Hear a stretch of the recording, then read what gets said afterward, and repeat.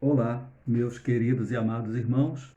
Estamos aqui hoje com vocês para trazermos uma breve reflexão a respeito de uma passagem bíblica que o pastor Ivani já compartilhou conosco alguns domingos atrás.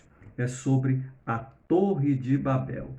Vamos à leitura desse texto que se encontra lá em Gênesis, capítulo 11, do verso 1 ao 9. Vamos à leitura bíblica? Diz assim a palavra do Senhor: Ora, em toda a terra havia apenas uma linguagem e uma só maneira de falar. Sucedeu que, partindo eles do Oriente, deram com uma planície na terra de Sinar, e habitaram ali. E disseram uns aos outros: Vinde, façamos tijolos, e queimemo-los bem. Os tijolos serviram-lhes de pedra, e o betume de argamassa. Disseram: Vinde, edifiquemos para nós uma cidade e uma torre, cujo tope chegue aos céus. E tornemos célebre o nosso nome, para que não sejamos espalhados por toda a terra. Então desceu o Senhor para ver a cidade e a torre que os filhos dos homens edificavam. E o Senhor disse: Eis que o povo é um só, e todos têm a mesma linguagem. Isto é apenas o começo. Agora não haverá restrição para tudo o que intentam fazer. Vinde, desçamos e confundamos ali a sua linguagem, para que um não entenda a língua do outro. Destarte, o Senhor os dispersou dali pela superfície da terra, e cessaram de edificar a cidade. Chamou-se-lhe, por isso, o nome de Babel, porque ali confundiu o Senhor a linguagem de toda a terra, e dali o Senhor os dispersou por toda a superfície dela. Meus amados irmãos, a Torre de Babel é um assunto que desperta bastante curiosidade, não só no meio secular, mas também no meio cristão como um todo. Existem bastante curiosidades em cima da Torre de Babel. Eu vou citar apenas três, amparadas aqui pelos nossos versículos, para que nós possamos refletir um pouco, dar uma introdução nessa mensagem, né? Chamar a atenção dos senhores para essa mensagem, e depois a gente entra na mensagem propriamente dita, tá ok? Então vamos lá. O versículo 1 nos diz que em toda a terra havia apenas uma linguagem. Daí já vem a primeira curiosidade. Qual seria então a língua original da humanidade? Primeira curiosidade. Qual seria? Se da Torre de Babel surgiram as diversas línguas que a gente conhece, que a gente sabe que existe, e existem aproximadamente 3.000 idiomas catalogados pela ONU, qual seria então a língua original? Sobre isso, um escritor do quarto século antes de Cristo, chamado Heródoto, ele nos conta que um faraó, um dos últimos faraós do Egito, chamado Pitsamético I, fez uma experiência. Ele tomou de uma mãe 2 gêmeos e entregou a um pastor, sob pena de morte desse pastor, se os gêmeos ouvissem alguma palavra pronunciada por eles. Quando esses gêmeos completaram 2 anos de idade, Pitsamético mandou que o pastor cessasse de dar comida para esses gêmeos, porque ele calculava, ele deduzia que a pressão da fome faria com que eles pedissem comida no idioma original da humanidade. Se isso aconteceu realmente, não se sabe. O certo é que chegou a Pitsamético que os gêmeos haviam pronunciado Bécos, que seria pão. Eles haviam pedido becos, que seria pão no idioma frígio. Esse idioma frígio era o idioma falado numa pequena cidade chamada Anatólia, hoje a atual Turquia. Então, Pizza Médico determinou que o idioma original da humanidade seria o idioma frígio, o idioma falado na Turquia. Existe ainda uma segunda curiosidade, que é sobre a altura. Que altura, que tamanho alcançou essa Torre de Babel? Bom, sobre isso também um escritor do primeiro século, chamado Flávio Joséfo, menciona que essa torre poderia ter chegado a 2.480 metros de altura. Já pensou o que é isso? O tema da nossa mensagem, um magnífico propósito inútil. Já pensou a altura desse monumento? Não existe nada até hoje construído por mãos humanas que atinja essa altura. Não é verdade? Não existe. Então é um magnífico propósito, uma magnífica construção, obra, né, feita por mãos humanas. Outros mais realistas disseram, não chegou a 2.500 metros, chegou a apenas 280 metros. Ainda assim, era um monumento que até para os dias de hoje, eu não conheço nada que atinja essa altura. Não sei se você conhece. O certo é que para aquela época, a gente pode dizer que era uma magnífica obra, né? Uma magnífica obra. E uma terceira curiosidade, essa, logicamente, que a gente não está aqui esgotando as curiosidades em cima disso, é quanto ao seu construtor. Quem construiu a Torre de Babel? Bom, se você buscar na internet, você vai encontrar que até Nabucodonosor é indicado como sendo o construtor dessa magnífica obra. Mas Nabucodonosor, se nós como crentes temos a Bíblia como regra de fé e prática, acreditamos nela, o que está nela é realmente inspirado por Deus, é a verdade, não tem nexo nenhum dizer que Nabucodonosor foi o construtor da Torre de Babel. Por quê? Porque Nabucodonosor surgiu na dispensação da lei. E a Torre de Babel, ela foi construída na dispensação do governo humano. Depois da dispensação do governo humano, veio a dispensação patriarcal e depois a dispensação da lei, na qual se insere Nabucodonosor, rei da Babilônia. É certo que ele construiu alguns zigurates, como é chamada essa torre, mas 900 anos depois da construção da Torre de Babel. Então, o mais correto, o mais próximo da realidade é que essa torre ela tenha sido construída por um dos descendentes de Noé. E isso nos leva a acreditar que ela foi construída por um cara chamado Nimrod, ou Nirod. Quem era Nirod?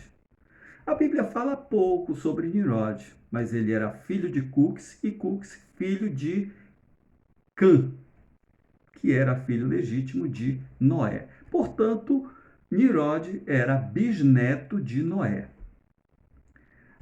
A palavra fala que ele era um exímio conquistador, um exímio edificador. 8 cidades são atribuídas, a edificação de 8 cidades é atribuída a ele. Lá no capítulo 10, versículo 9, nós vamos ter também uma outra informação dele, que ele era um exímio caçador, um poderoso caçador diante de Deus. Algumas qualidades desse Nimrod. E o mais provável é que tenha sido ele o construtor da Torre de Babel. O certo, meus amados, é que se Deus quisesse que a nossa preocupação fosse essa, nos apegássemos a esses detalhes. É lógico que é importante para a história, é importante que a gente conheça, mas se Deus quisesse que nós nos aprofundássemos nisso, teria enfatizado com mais detalhes. Por isso nós vamos nos ater ao que a palavra de Deus diz, apenas o que está aqui. Vamos nos ater apenas no que está aqui e meditarmos, analisando os versículos dessa passagem bíblica. Ok? E vamos começar aqui pelo versículo 3.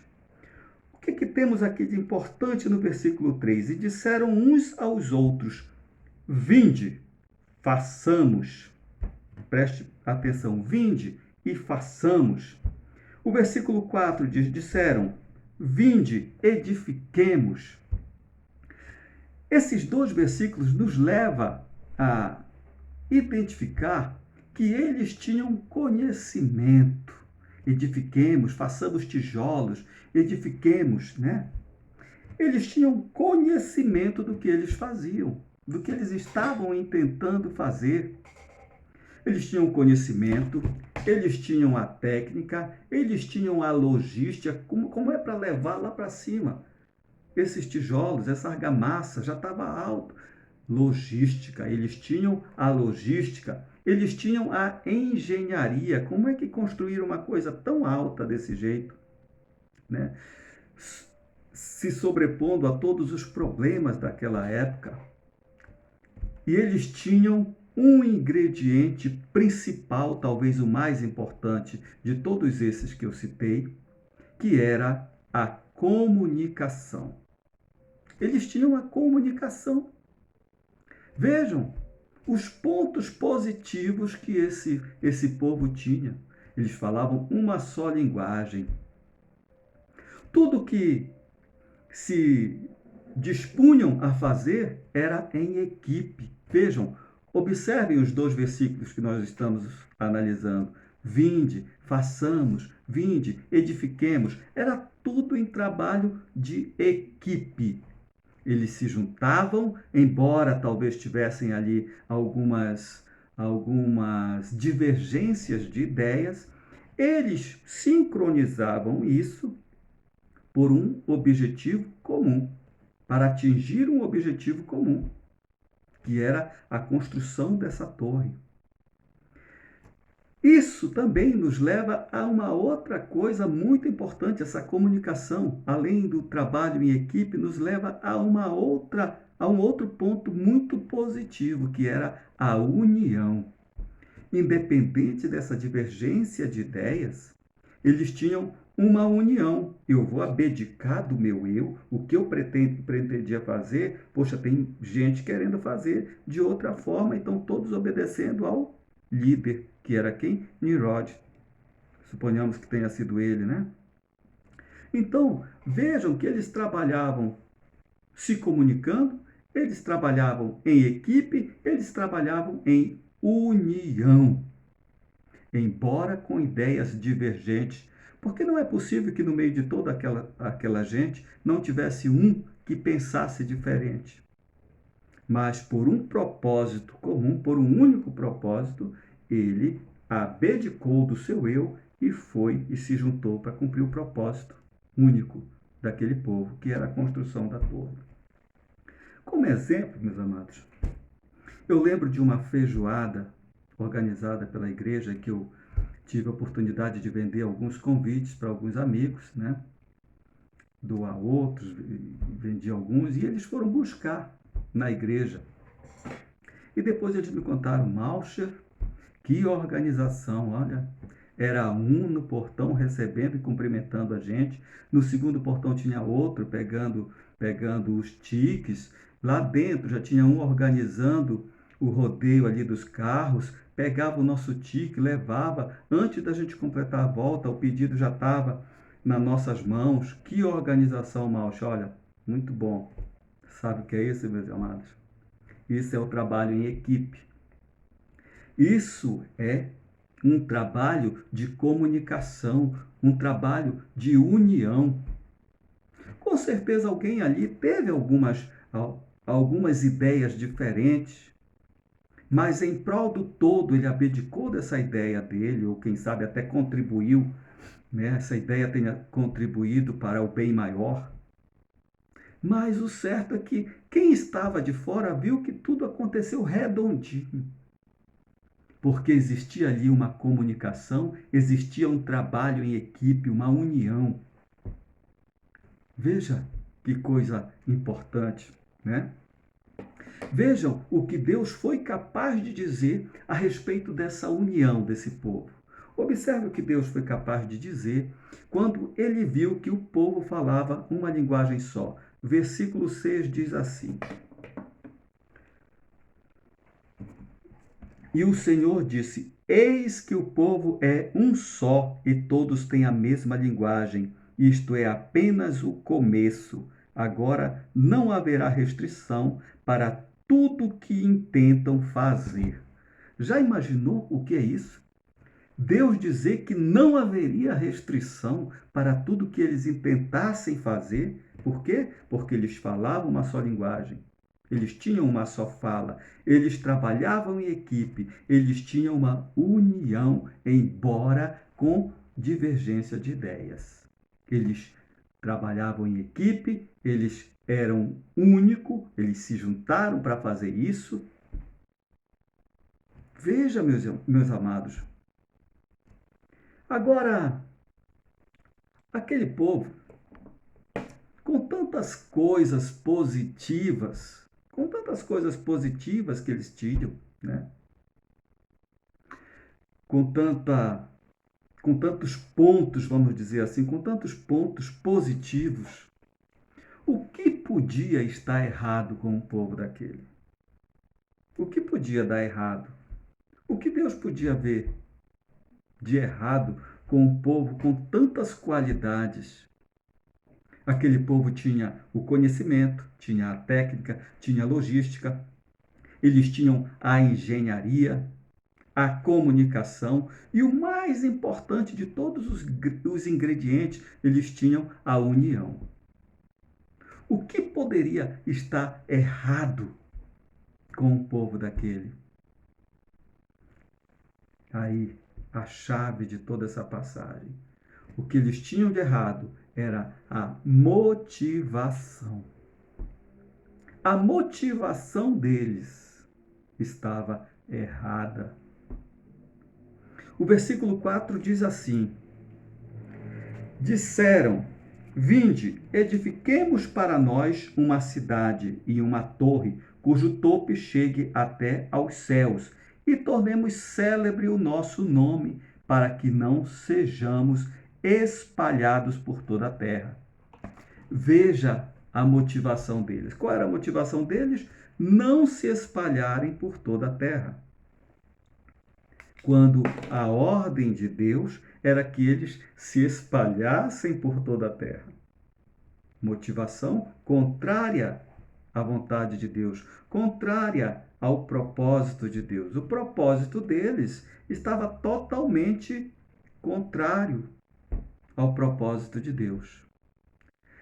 Segunda motivação errada deles, eles queriam edificar uma cidade, edificar a torre que chegasse até o topo para tornar célebre o nome deles, não o nome de Deus, o nome deles.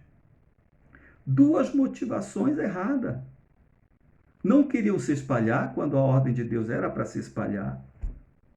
E queriam chegar lá em cima para tornar célebre o nome deles. Ah, meus queridos. Ah, meus queridos, com a motivação errada. Com a motivação errada. Não se chega a lugar nenhum. Você pode ter a técnica, você pode ter o conhecimento, a engenharia, a logística, a união, mas com a motivação errada, em questão de segundos, tudo isso pode ir por água abaixo. Tudo isso pode vir ao chão. Tudo isso pode ir para o fundo do poço, pode levar você ao fundo do poço. Eu quero ser pastor? Eu quero ser um professor de escola bíblica? Eu quero ser um levita, um ministro de louvor? Qual é a minha motivação? É acrescentar no reino de Deus? é a glória para Deus? Ou será que eu quero para mim? Ah, olha como ele prega bem. Olha como ele tem conhecimento. Ah, olha como ele é um ótimo professor, possui uma didática tremenda. Ah, ele canta bem. Olha, aquele ministro de louvor é um cara que canta. É isso que eu quero ouvir. É para isso que eu quero ser pastor. É para isso que eu quero ser um professor, um levita, um ministro de louvor.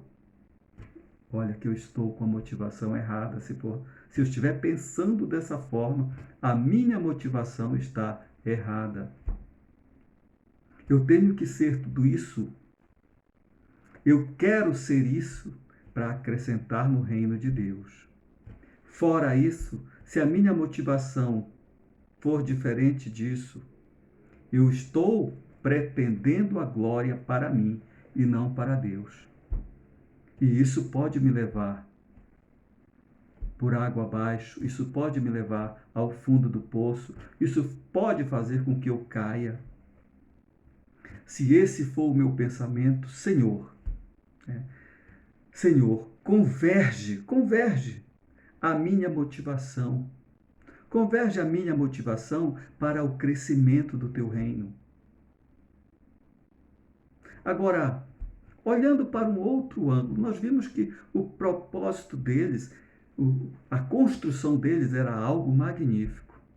Mas olhando por um outro ângulo, eles achavam que eles poderiam alcançar o céu construindo aquela torre. Estariam construindo até hoje, não é verdade? Estariam construindo até hoje porque jamais alcançariam. Era um propósito magnífico inútil, porque jamais iriam conseguir alcançar. Era inútil. Meus irmãos, saibam que muitas vezes nós também temos propósitos inúteis na nossa vida. Propósitos inúteis. E Deus vê lá na frente e diz, poxa, isso não vai dar certo.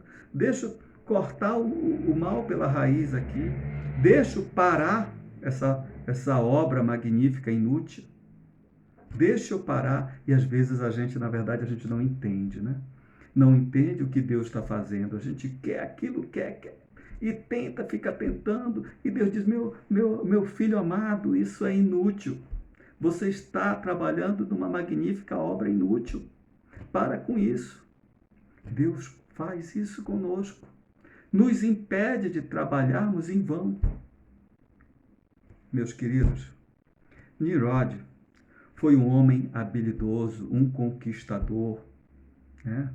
Nos tempos de hoje, talvez, quem sabe, um dos maiores empresários da construção civil, em outros empreendimentos também.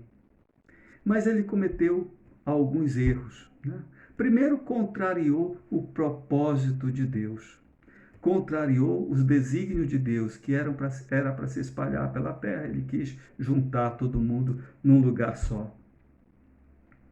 Deu ao povo uma motivação errada de querer a glória para si e não a glória para Deus, de querer tornar célebre os seus nomes. Quando nós devemos trabalhar para a glória de Deus, importa que ele cresça e eu diminua. Esse era o propósito correto que eles tinham que ter, esse é o propósito certo que nós temos que ter. Focou num propósito inútil. Meus queridos, que essa mensagem nos leve a refletir, nos dê sabedoria para entender que a submissão a Deus é o princípio da sabedoria, né? Provérbios 10, 7, se não me engano. Provérbios 1, 7, não lembro muito bem, mas diz que o princípio da sabedoria, que o temor do Senhor é o princípio da sabedoria. E nós temos que crer nisso. A submissão a Deus é o princípio da sabedoria. Peçamos que Deus esquadrinhe os nossos corações, esquadrinhe os nossos desejos, o que está na nossa mente. Qual é a nossa motivação? Será que é a motivação certa? Senhor, se não for, tira isso de mim. Direciona a minha motivação para o crescimento do teu reino, para que o teu nome cresça e que diminua eu, para que eu possa acrescentar no teu reino, trabalhar na tua obra, ser um instrumento nas tuas mãos. Esse deve ser o nosso desejo, essa deve ser a nossa verdadeira motivação. E que nunca nos esqueçamos que a glória sempre será de Deus. Em breve, todos nós, quem sabe no idioma original que era no princípio, né? Mas um dia todos nós iremos confessar, e toda língua e todo joelho se dobrará e confessará que Jesus Cristo é o Senhor. Não precisamos construir uma torre de Babel para chegar a Ele. Ele, pela sua misericórdia, fez o seu Filho encarnar e viver entre nós. Ele veio até nós e Ele continua vindo para nos buscar, para nos proteger. E em breve estaremos com Ele, se estivermos com a motivação correta. Amém, meus irmãos? Boa noite a todos. Reflitam na mensagem. Glória a Deus.